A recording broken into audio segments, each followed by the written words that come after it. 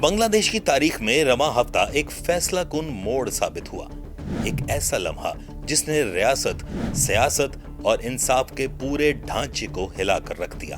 International crimes tribunal نے سابق وزیر اعظم شیخ حسینہ واجد کو انسانیت کے خلاف جرائم میں سزائے موت اور عمر قید کی سزائیں سنائیں، اور یہ فیصلہ پہلی بار پوری دنیا نے براہ راست دیکھا۔ مگر یہ فیصلہ کسی ایک دن یا ایک واقعے کی پیداوار نہیں تھا، یہ برسوں سے بڑھتی ہوئی ریاستی سختی، سیاسی جبر، اداروں کی کمزوری اور مسلسل 15 سال تک ایک ایسے اقتدار کا نتیجہ تھا جس میں طاقت کا مرکز صرف وزیر اعظم ہاؤس بن گیا تھا۔ اگرچہ اس عرصے میں ترقی کے اعداد و شمار بہتر دکھائی دیے، معاشی اشاریے مضبوط ہوئے، انفراسٹرکچر بنا، لیکن اس ترقی کی قیمت سیاسی آزادی، میڈیا کی خود مختاری اور شہری حقوق کی مسلسل قربانی کی صورت میں ادا کی گئی۔ اسی پس منظر میں 2024 کی وہ طلبہ تحریک اٹھی جس نے پورے ملک کو جھنجھوڑ کر رکھ دیا۔ یہ کوئی سیاسی ایجنڈا نہیں تھا، نہ کسی جماعت کا منصوبہ، یہ نوجوانوں کی وہ اجتماعی آواز تھی جو صرف میرٹ پر نوکریوں کا حق مانگ رہی تھی۔ لیکن حکومت نے اس جائز مطالبے کو حل کرنے کی بجائے اسے چیلنج سمجھا، اور پھر یونیورسٹیوں میں پولیس داخل کی گئی، آنسو گیس، لاٹھی چارج اور آخرکار براہ راست فائرنگ۔ وہ لمحہ آ پہنچا جب سڑکیں خون سے سرخ ہو گئیں اور ایک بے گناہ نوجوان طالب علم ابو سعید کو قریب سے گولی مار کر قتل کر دیا گیا۔ اس کی موت نے ملک کے نوجوانوں کو یہ احساس دلایا کہ حکومت انہیں شہری نہیں، ایک خطرہ سمجھ رہی ہے۔ احتجاج پھیلتا گیا، شدت بڑھتی گئی، اور پھر وہ لیکڈ فون کال منظر عام پر آئی جس میں مبینہ طور پر شیخ حسینہ کو یہ کہتے سنا گیا، جہاں ملیں گولی مار دو، مہلک ہتھیار استعمال کرو، میں اجازت دیتی ہوں۔ یہ ایک سیاسی حکم تھا، اور اس کے بعد پورے ملک میں فائرنگ، ہلاکتوں اور تشدد کی باقاعدہ منظم لہر اٹھی۔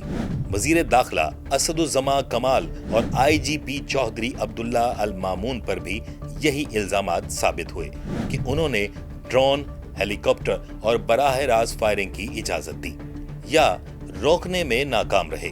پھر 10 جولائی کو منظر بدل گیا جب سابق آئی جی پی مامون نے عدالت میں کھڑے ہو کر اعتراف جرم کیا اور کہا کہ جولائی اگست تحریک میں قتل و نسل کشی کے الزامات درست ہیں اور وہ حقیقت کو سامنے لانا چاہتے ہیں۔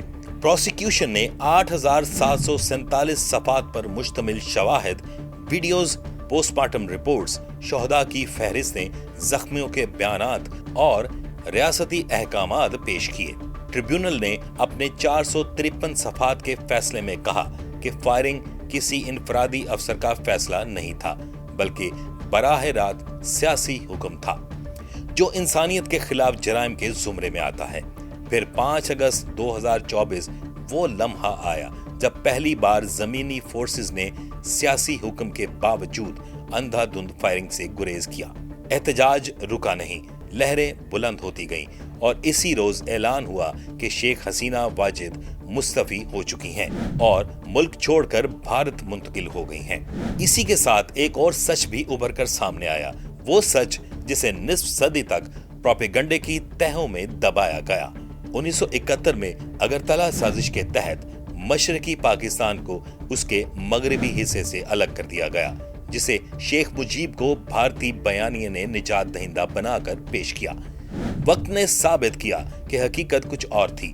آج آدھی صدی کے بعد جب لوگوں نے سچ جانا تو انہوں نے اسی شیخ مجیب کے مجسمے گرا دیے، کیونکہ قومیں آخرکار جھوٹ اور سازش کی عمارتوں پر نہیں کھڑی رہ سکتی۔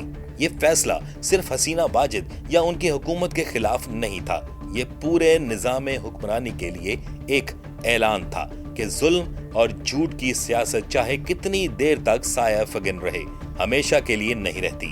جب ماضی کی غلطیوں سے سیکھنے کی بجائے ان کو مضبوط کیا جائے، جب نوجوانوں کی آواز کو دشمنی سمجھ کر دبایا جائے، اور جب پڑوسی ریاستوں کے ایما پر اپنے ہی لوگوں پر تشدد کروایا جائے، تو پھر وقت ایک دن پلٹ کر حساب لیتا ہے، جیسے بنگلہ دیش کی عدالت نے لیا۔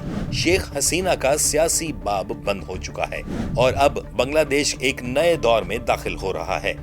ایک ایسا دور جس میں مرکزی کردار وہی نوجوان ہیں جن کی آواز برسوں تک دبائی گئی، مگر آخر کار تاریخ نے انہیں سنا۔